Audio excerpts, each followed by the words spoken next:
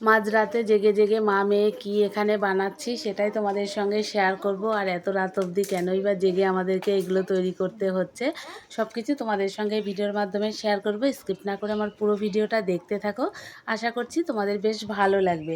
চলো তাহলে ভিডিওটা শুরু করা যাক। নমস্কার বন্ধুরা, সুভাষিনী লাইফস্টাইলে তোমাদের সকলকে অনেক অনেক স্বাগত। আমি সুভাষিনী চলে এসেছি নতুন একটা ভিডিও নিয়ে। আশা করছি তোমরা সকলে যে যেখানে আছো সুস্থ আছো, ভালো আছো। তো বন্ধুরা, দেখতে পেলে কটা বাজে, এখন কিন্তু শুরু করেছি এই যে এটা তৈরি করা। তো মাঝরাতে মা মেয়ে কী তৈরি করব সেটাই হচ্ছে কথা। তো এখন তো 12টা 39 বেজে গেছে। সমস্ত কাজকর্ম সেরে আমি কিন্তু এখনই ফাঁকা হলাম আর বসে পড়েছি। মেয়ের কালকে স্কুলে অনুষ্ঠান হবে, বর্ষামঙ্গল আর বৃক্ষরোপণ।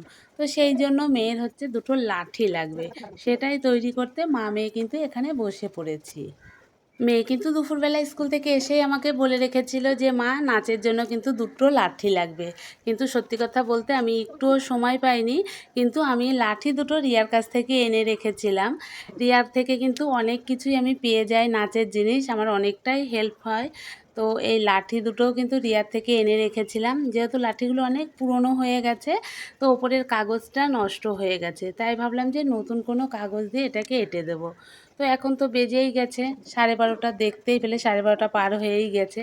তো বসে পড়েছি মা মেয়ে। আর ওদিকে আমি বলেছিলাম ভোরবেলাতে এটা তৈরি করে দেবো। আমার মেয়ে বলছে একদমই হবে না ভোরবেলাতে করা, তুমি এখনই করে তারপরে কিন্তু ঘুমোতে যাবে। তো দেখো, নিজেও কিন্তু বসে রয়েছে আমার সঙ্গে, হাই তুলছে, ঘুম পেয়ে গেছে যেহেতু। এখন তো 1টা পার হয়েই গেছিলো। তো এখানে আমি ভেবেছিলাম যে প্রথমে আগে পিঙ্ক কালারের কাগজটা দেবো, পরে দেবো লাল রঙের। তাড়াহুড়োতে আমি কিন্তু ভুলে গেছি, প্রথমে আমি লাল কাগজটাই দিয়ে দিয়েছি। আর ওদিকে আমার মেয়ের কিন্তু হাই তুলতে তুলতে ঘুম পেয়ে গেছে, ওখানেই শুয়ে পড়েছিল। বললাম যে সোনাই, তুমি গিয়ে শুয়ে পড়ো, ঘুমিয়ে পড়ো, আমি ঠিক রেডি করে তারপরে ঘুমোতে যাব। যতই হোক বাচ্চা মনে ভাবছে যে ও ঘুমিয়ে পড়লে যদি মা রেডি না করে ঘুমিয়ে পড়ে, সেই জন্য জেগে জেগে আমাকে পাহারা দিচ্ছিল। তো এইদিকে দেখো, ভেবেছিলাম এক, হয়ে গেল আর এক। তো যাই হোক, দেখতে কিন্তু খারাপ লাগছে না। কেমন লাগছে তোমরা কমেন্ট করে জানিও। এদিকে এই কাগজগুলো কিন্তু বাড়িতে ছিল। এর আগে মেয়ের আমি স্কুলের জন্য জিনিস বানিয়েছিলাম, তখন এইগুলো বেঁচে গেছিলো, রেখে দিয়েছিলাম। সেটা দিয়েই কিন্তু আপাতত কাজটা আমি চালিয়ে নিলাম। তো এদিকে সমস্ত কিছু গোছাতে হবে। এদিকে লাঠি তো আমার তৈরি হয়ে গেছে। আর নাচের জন্য এখানে দেখতেই পাচ্ছ এই যে কাগজের মালা আনতে হয়েছে, এগুলোই লাগবে। মেয়ে যেহেতু সেইভাবে স্টেজে নাচ করছে না, ও শুধু মাঠের নাচটাই করছে, ওর সিম্পলের মধ্যে সাজটা রয়েছে। সত্যি কথা বলতে ওটাই আমার ভালো হয়েছে, তা না হলে আমি কিন্তু পারতামই না অত কিছু সাজানো গোছানো করতে, সব জিনিস রেডি করতে। আজকে সারাদিন আমার প্রচণ্ড কাজ ছিল, একটুও টাইম পাইনি, সেই জন্য আমার এতটাই দেরি হয়ে গেল। তো ভাবলাম সব কিছু গুছিয়ে রাখবো, মেয়ে কি পরবে, আমি কি পরবো, সব কিছু গুছিয়ে রাখবো। তো দেখতেই পেলে ওখানে শাড়ি টাড়ি সমস্ত কিছু কিন্তু আমি গুছিয়ে রেখেছি।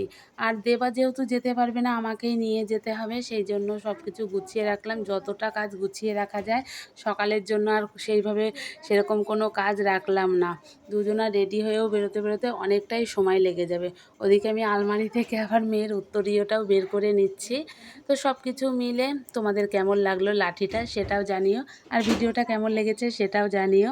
তো এখন বেজেও গেছে কিন্তু 1:30 মতো। মোটামুটি সব কাজ আমার কমপ্লিট হয়েই গেছে। এই যে দেখো, সব কিছু এখানে গুছিয়ে নিয়েছি। তো ভিডিওটা এখনকার মতো এই পর্যন্তই থাক, আবার দেখা হচ্ছে কালকে সকালের ভিডিওতে। ততক্ষণের জন্য tata, bye bye, good night. এই দেখো কটা বাজে, 1:26 হয়ে গেছে। চলো, গুড নাইট, বাই বাই।